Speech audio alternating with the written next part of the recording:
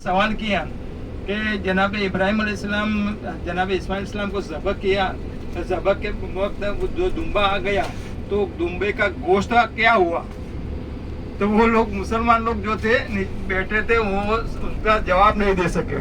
सही। वो बहुत उन्होंने पता है। फिर ऊपर की सीट में एक बंदा बैठा हुआ था, उसने बताया कि मुझे ये बताओ कि दशरथ राजा ने जो शिकार किया था, जो गए थे ना, वो आप सब आपको पता होगा कि जो शिकार किया, जो शिकार मतलब श्रावण का जो किया शिकार किया था, तो नहीं ये हरण का कुछ हिरन का जी जी हिरन का जी जी तो वो शिकार किया था, तो वो हरण का गोश्त का क्या हुआ था। सही। बस वो सवाल किया तो वो आर्य लोग सोच में पड़ गए। तो बोला कि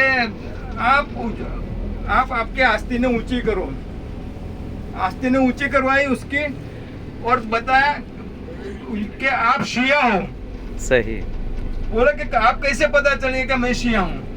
देखो कि आप आस्तीनें ऊंची किए तो आपके बाल हैं ये नीचे बिल्कुल बैठे हुए हैं। सही। अगर सुनने होते तो उसके बाल यूं खड़े होते। सुभान अल्लाह, सुभान अल्लाह, सुभान तो अल्लाह। ये है अपना शियों का वजू।